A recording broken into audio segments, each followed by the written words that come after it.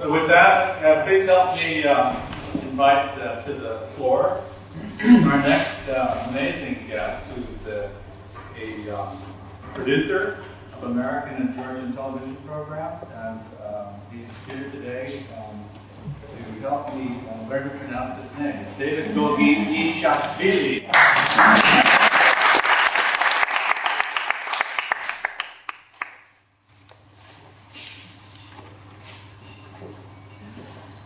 Hi everyone. First of all, thanks for this opportunity. I'm actually passionate about this topic of cross-cultural management. My name is David Gogichaishvili. See? I think it's right. And I'm a general manager of the television production studio. I'm based in Tbilisi, Georgia. And I'm also the Global 1 MBA graduate. And I was happy to learn that the topic for our seminar today was cross-cultural management and doing business in a cross-cultural environment. I love this topic, and today I feel even happier because I saw that the speech by His Excellency, the Ambassador, served as the warm-up for my presentation. So thanks for that. Managing in a cross-cultural environment. When I was getting prepared for this presentation, I posed three simple questions up front. Are people different? I mean, we talk a lot about our differences on the outside, right? As Sean also mentioned. I liked his point when he said right in the beginning that we should not overestimate, but neither should we underestimate the cultural differences. But after all of those talks about cultural differences, are we different? Are we the same? Are we different and the same? So I'm going to try to develop that topic throughout the presentation. You can find hundreds of billions of definitions of the word culture, right? It seems that every one of us on this planet has his or her own definition of the word culture. I'm going to share a couple of my favorite culture definitions. This is the one from Lenin Di Stefano from back in 1992. Culture consists of a shared, commonly held body of general beliefs and values that define the shoots and odds of life. So it seems that when we are born and as we grow up, we don't really question some of the things that we copy from our parents or from our siblings or from our friends.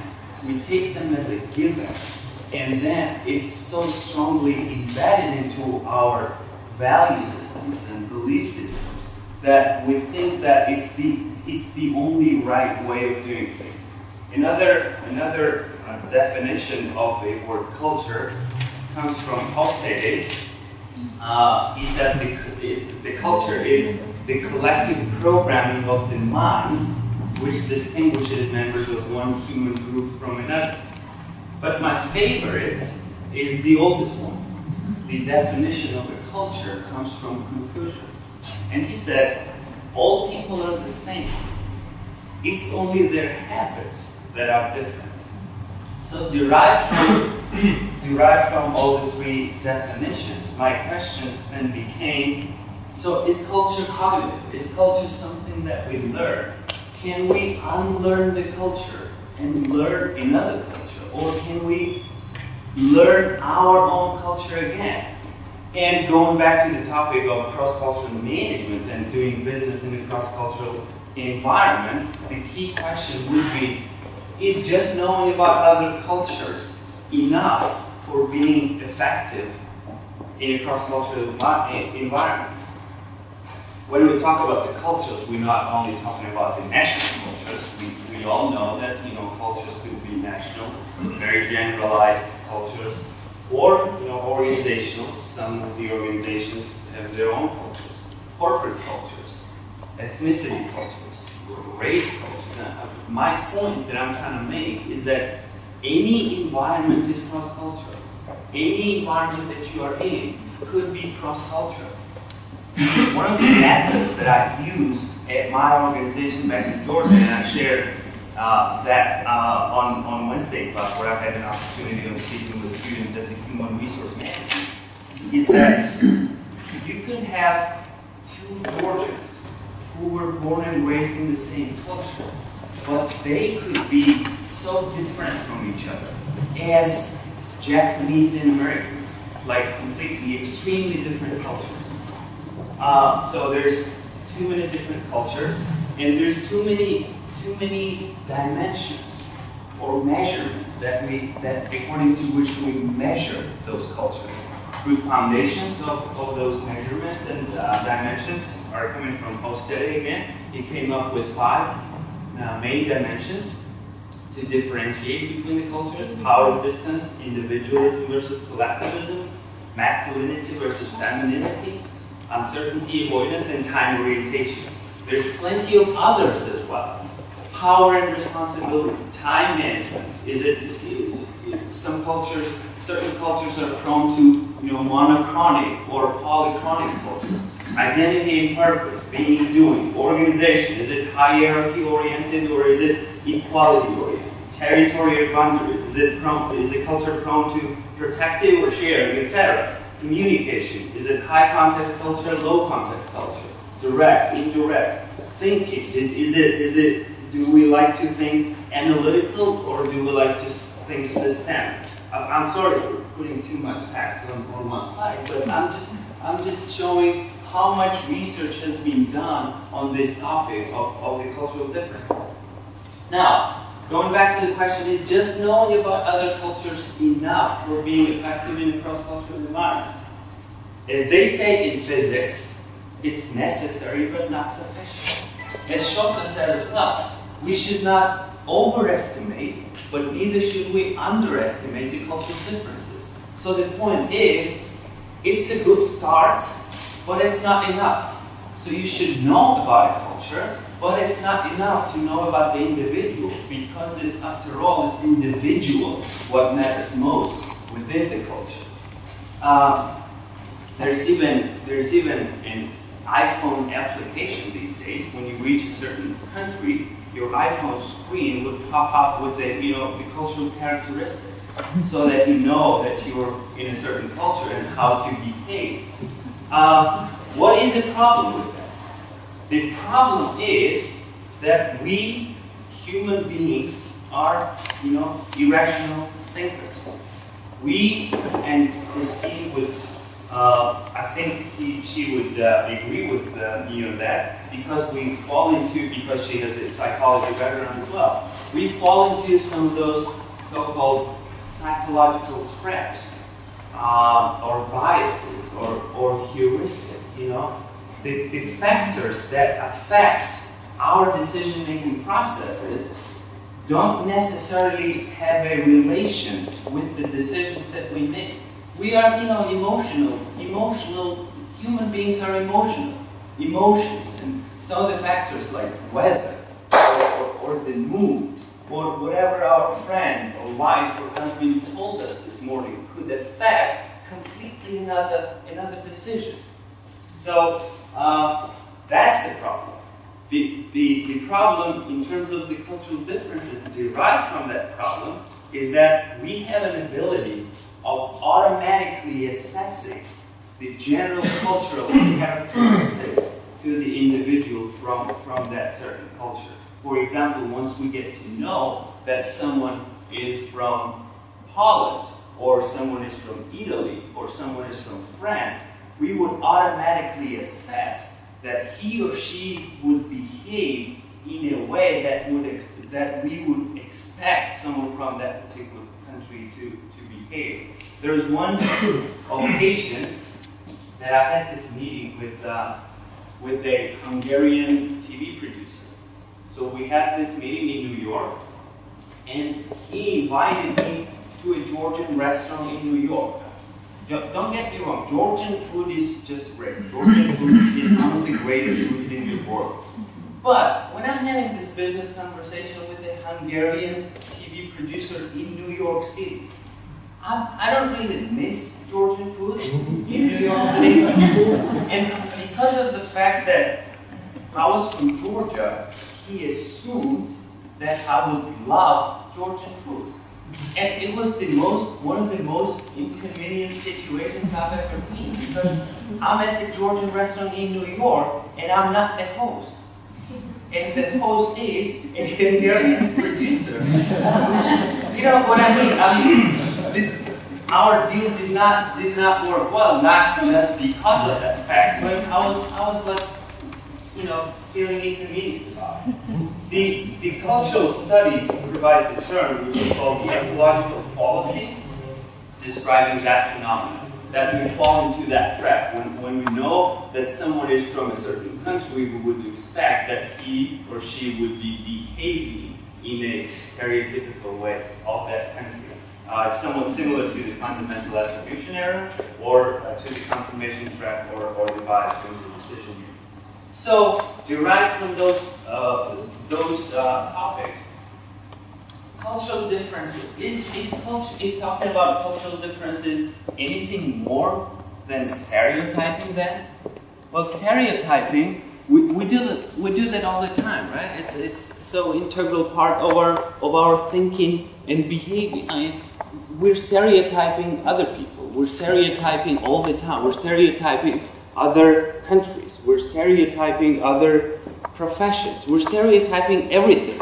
Well, stereotyping is good and bad at the same time. It's good because if we did not have that ability, then we would have a lot more information to make a single decision. Because we human beings have that ability of stereotyping, that's why we are able to make decisions. And stereotyping is bad because when you assess that stereotypical thinking to someone else, that might or might not be right. Stereotyping, everyone's happy about stereotyping, right? It's a source for comedy. There's a great Robin Williams, he's the US comedian and actor. He does that all the time. He would follow the US, he would perform at the US troops bases in Afghanistan, and on his way back he would travel to, he just loved travel, and he would travel to Kazakhstan and Kyrgyzstan and Turkey and Iran, and he would go back to the US and he would, you know, tell stereotypical jokes about those people that he met on his way going back to the US. There's a stand-up comedian, Russell Peters. He does all of those jokes, and his career is built upon stereotypical jokes. He does stereotypical jokes about, you know, South Africans, Italians, Jamaicans, Americans, Canadians, Indians, Chinese. There's also Craig Ferguson. He's a late-night comedy talk, one of my favorite late-night comedy talk show hosts. He's a Scottish-born American, and he does it all the time as well. If you take movies, I'm sure most of you have seen the movie called My Big Fat Greek Wedding Party. It was that successful in the US. It was produced by an independent producer, but it was then bought out by the Hollywood movie studios. But it was based on the stereotypes that the Americans had towards Greek people. The Borat movies are successful on the stereotypes again. We can come across a lot of proverbs and one-liners where we use those stereotypes, you know. Heaven is where the police are British, the mechanics German, the crooks are French, the lovers Italian, and all is organized by the Swiss. Now, when we read that, if you can slow down the process, it's stereotyping. When we get to know that there's the word British out there, we're kind of have this image of British, so that's why it's a kind of good read, because we know we have a stereotype beforehand, and once we know the word British and German and French and Italian and Swiss, that kind of makes sense, doesn't it? Well, at the same time, hell would be the place where police are German, mechanics French, cooks are British, lovers Swiss, and all is organized by the Italians are great. They're my favorites. Shota was mentioning Colin Powell meeting with Saddam Hussein's brother, and Saddam Hussein's brother was so surprised because he was calm and not using his, gesture languages. Throwing something. Yeah. Italian. It seems that you don't really need to speak Italian in order to understand Italians, because they're like all over, right? When I first met with an Italian guy that was back in the U.S., I could notice him right there, because he was sitting and he was surrounded by the Americans, and Americans are using hands in their language, in their conversation as well, but to this extent. But he was not only using hands, but also his head, his legs, and everything. He was like all over. So I meet with him and I said, "Hi, I'm David. I'm from Georgia, and we're gonna have the same class together. So what's your name?" He said, "Hi, nice meeting you. My name is Roberto," or something. He was like too energetic. We can have some of the other stereotypical expressions as well. In America, they say that everything's allowed unless it's prohibited, right? In Germany, they say vice versa. Everything's prohibited unless it's allowed. Well, in Latin America, they say everything's allowed even if it's prohibited. But this is stereotyping again. When we talk about Latin America, it's a huge region. And you have so many different cultures in that region. How can you say a thing about a Latin American region as such? Again, that's stereotyping. Georgia, the country, Georgia, the state. Well, when I'm in the U.S. and I say I'm from Georgia, everybody asks me, is it the state of Georgia or the country of Georgia? Of course, Georgia. It's a step forward. It's a step forward, yeah. They stole the name from us. I say that, there's a lot of similarities between the two Georgias. I say that my Georgians speak a different language than Russian, well as those Georgians speak a different language than English. And some of the other things, I say that Georgia used to be a part of the Soviet Union, well as that Georgia used to be a part of the United States. And some of the, when they asked me about the cultural differences, when I was studying, I did my master's in the US, and when they were asking me about the cultural differences between the two countries of, America and Georgia, I would say for them to be more understandable, I would say that in America, in a college town, like the one I was at, Athens, Ohio, in the middle of nowhere, in the evening, there's like a bar street, right, where all the students go to the bars and have beers. In America, you will be arrested if you carry a bottle of a beer or any alcohol and you behave drunk in the street, right? In Georgia, you'll be arrested if you don't. But that's stereotypes again. We laugh about it because stereotypes help us think less. It's easier. Life is easier with the stereotypes. Gender differ. Not only cultures differ, but we have gender differences as well. We know that stereotype of men is that when men get together, all they talk about is actually women, cars, and soccer, right? That could be true about any culture's man. If we can combine the differences of gender and culture, we might say that in Georgia, men talk about women, cars, and soccer. In Brazil, men would talk about soccer, women, and cars. The order would be different, but the topics would be the same. Languages are different. Shota was mentioning. Shota was showing us the alphabet of Georgia, and actually going back to the Shota's points and Jean Paul's Georgian wine miracle points as well. It's known that I was reading a German linguist's work, and he was claiming that the word wine went into any other language from the Georgian word vino. So vino would be the wine in a Georgian language. So claiming that Georgians were the first to invent the wine. That's how we, beat up the French competitors over here.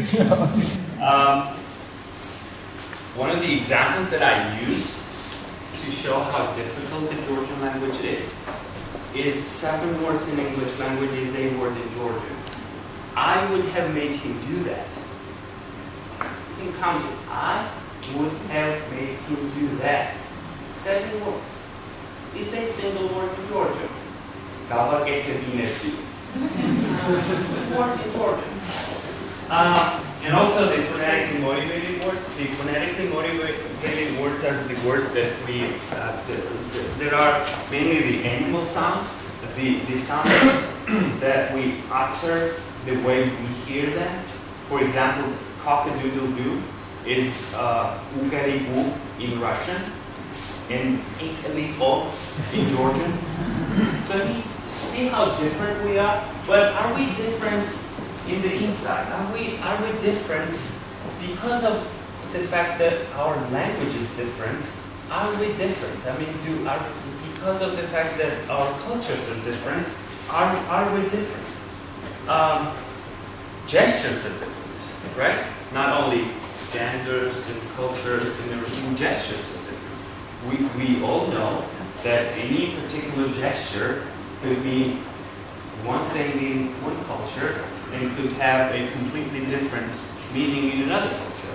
So one gesture could have a positive connotation in one culture and very negative connotation in the other. If you do this gesture right here, I learned it from my Italian friends. This is a very bad gesture. This is like, what the hell? What the hell are you talking about? This is what the hell in Italian. But in India, if you do this, it would mean, do you want to eat? So, conclude. I don't want to take too much time. I'm telling you up front that I'm passionate about the topic, but about the different angle of the topic. My angle of this topic is that cultural differences are fine, stereotypes are fine, but knowing them is not enough for doing a good business with, different nationalities and people with different backgrounds. Especially when we're dealing with leaders, when we're dealing with local leaders. Because the leaders in local communities are born based on the resistance towards the existing culture, right? When we're talking with the Georgian leader, he must be something different from the existing culture because the leaders are born based on the resistance. So it's individual what matters most within the culture. I think human values are the same all over. I think the way we express those values are different. I shared the story of Bruce Hitting with the class on Wednesday. Bruce Hitting is a Dutch-born soccer entrepreneur, and he was invited to coach the South Korean national team and got very good results in the World Championship.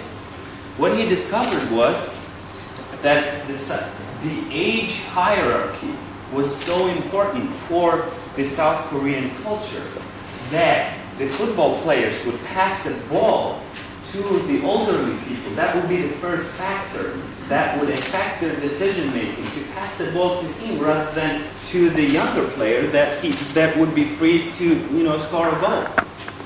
I remember I used to have a Turkish groupmate back in Tbilisi, Georgia, and I invited him over to my parents' place, and my mother hosted us with beautiful Georgian dishes. And when my father came into the room, he stood up.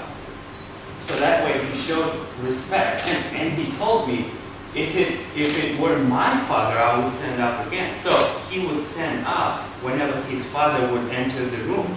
Now, does that mean that my Turkish groupmate respects his father more than I respect my father?